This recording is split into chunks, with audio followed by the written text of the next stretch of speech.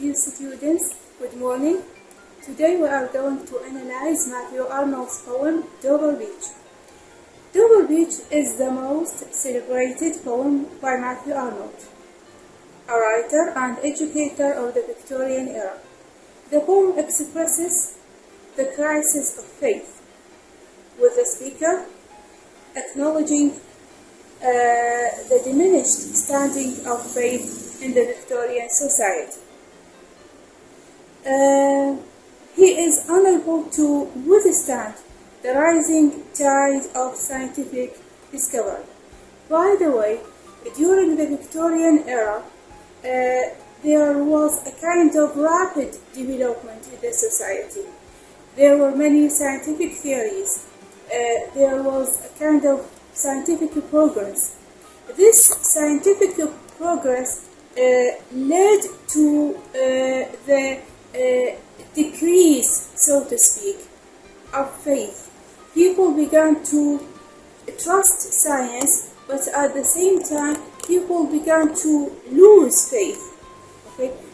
The poet here in this poem, he is showing his doubts and fears about this change in the Victorian society. A new research and intellectual inquiry during that period cast doubt on humankind's central and special role in the universe. The speaker in the poem senses this change, almost subconsciously, seeing and hearing it in the sea that the speaker is looking out upon.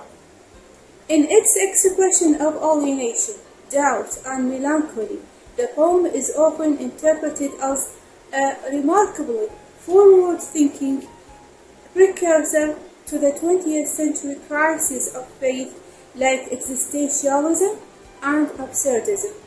In essence, the poem is an inquiry into what it means to be alive.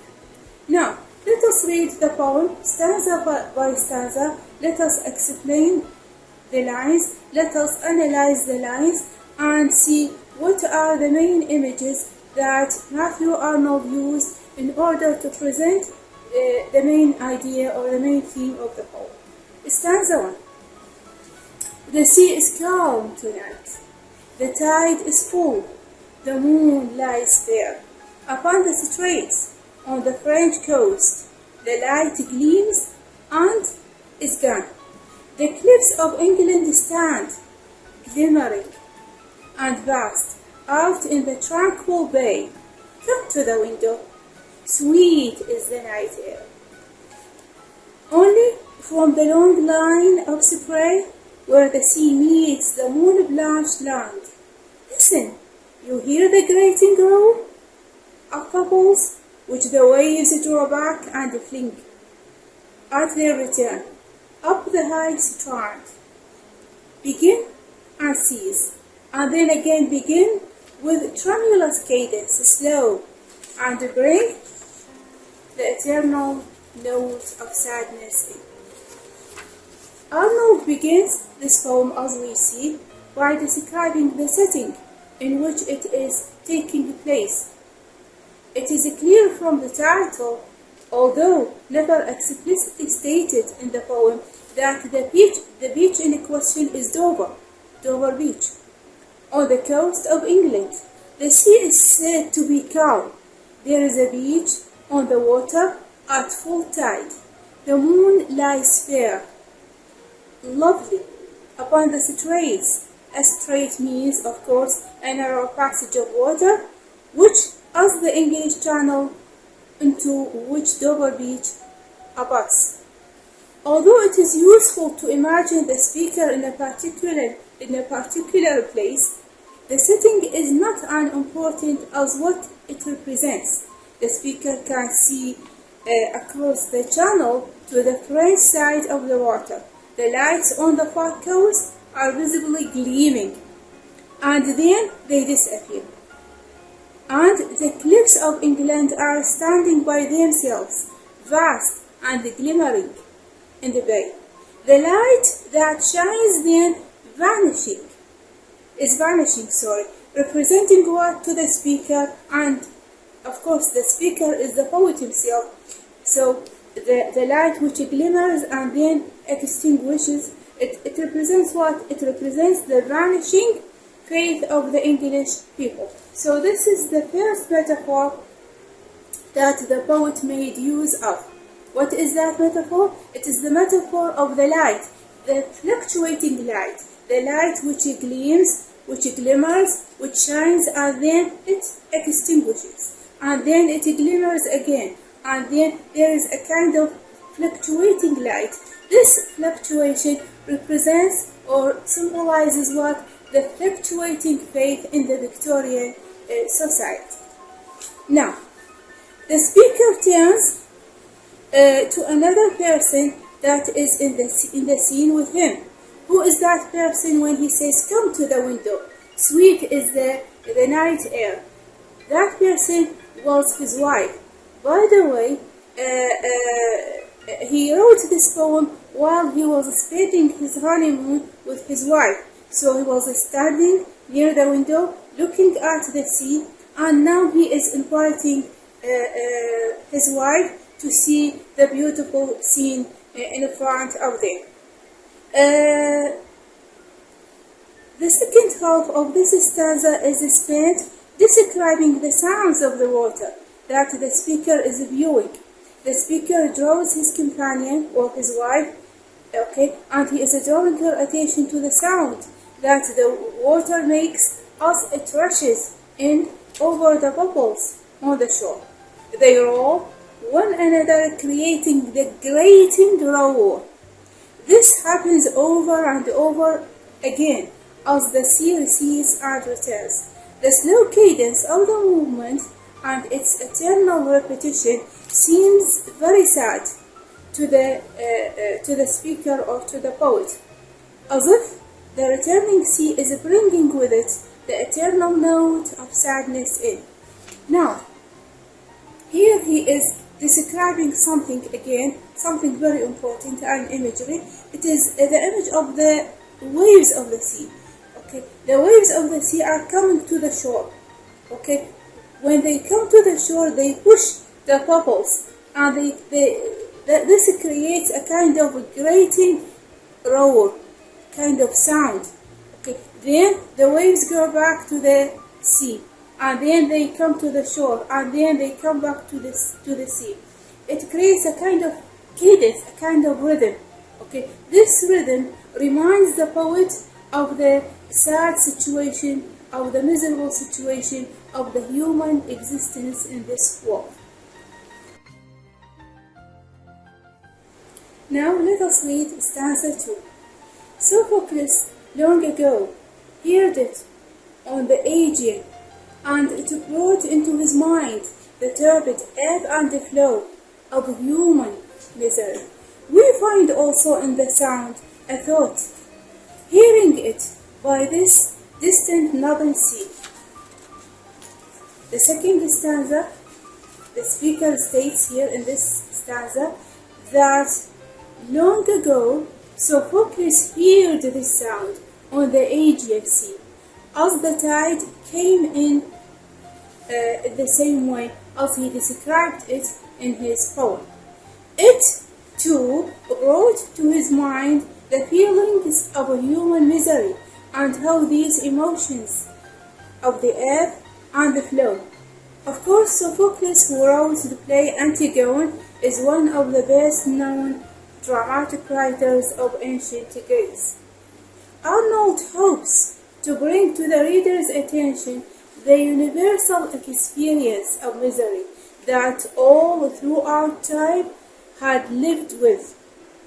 This short stanza ends with a return to the present, as the speaker states that we are finding these same emotions in the sound. He means the sound of the air. Now let us read stanza 3. The sea of faith was once too at the full, and round earth's shore lay like the folds of bright girdle furled. But now I only hear its melancholy, long withdrawing roar, retreating to the breath of the night wind, down the vast edges drear and naked shingles of the world. Now, in the previous stanzas, the poet, was talking about the problem of faith indirectly by using images, by describing the decreasing faith, like the fluctuating light on the shore, okay, or by describing, for example, the movement of the waves as they came close to the shore and then they withdraw back to the sea. And this creates a kind of cadence, a kind of rhythm, which reminds him of the human misery. Now he is going to avoid, talking indirectly, so to speak, and he begins to diagnose the problem directly, okay, using, a clear expression, and let us see how he describes the problem, okay. In the third stanza of Dover Beach, it becomes clear that Arnold is speaking about the diminishing faith of his countrymen and women. He describes how the sea of faith once covered all of the round earth's shore and held everyone together like what? Like a girdle.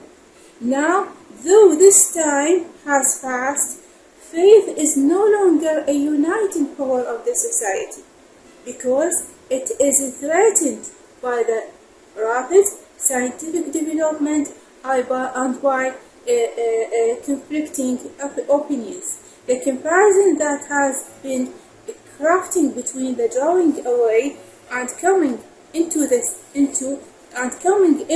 of the sea is now made clear, as the speaker says, there is no longer any return. The sea is only receding now. It is retreating from England and the rest of the lands of the earth and leaving the people exposed. Okay, so the point that he is stressing here is that faith is like a support. Faith is like a girdle.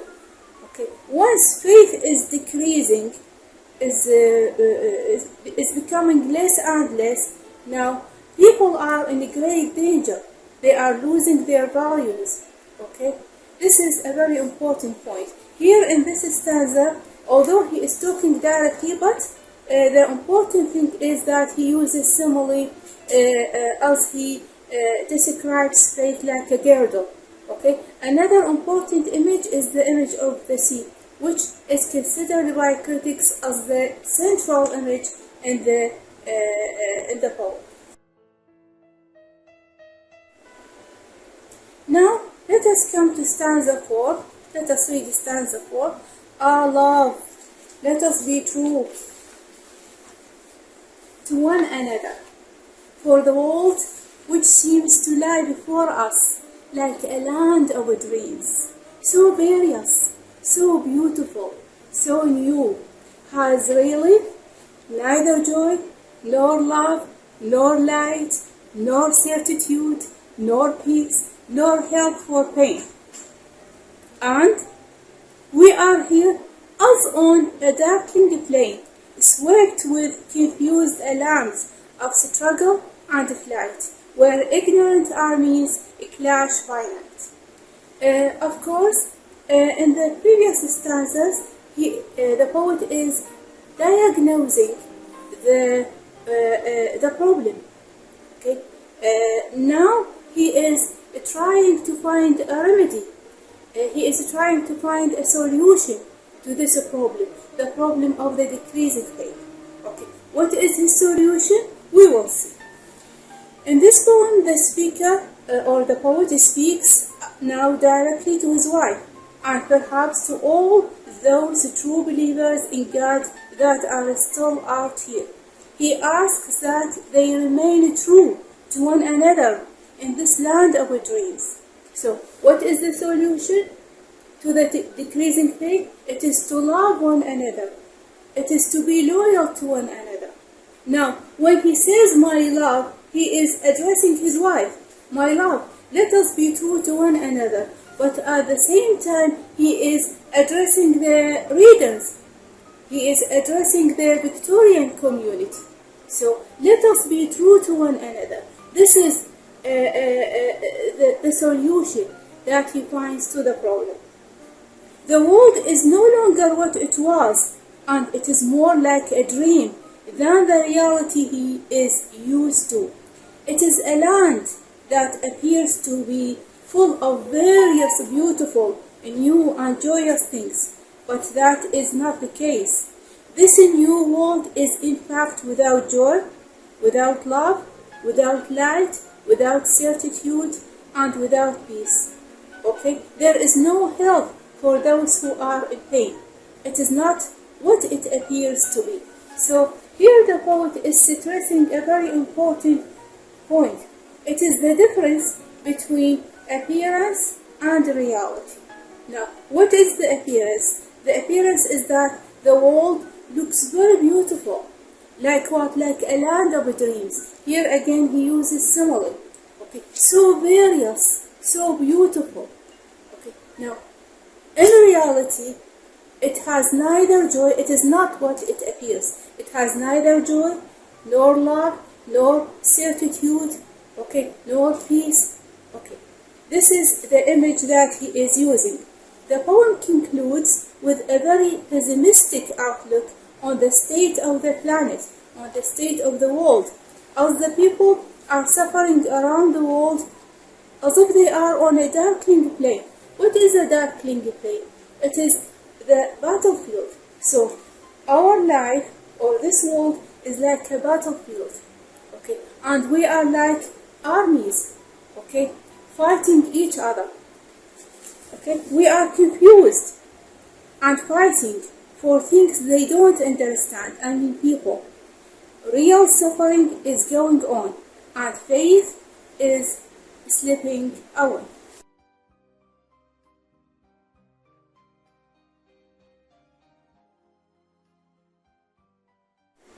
This is the end of our lecture. Thank you very much for your attention.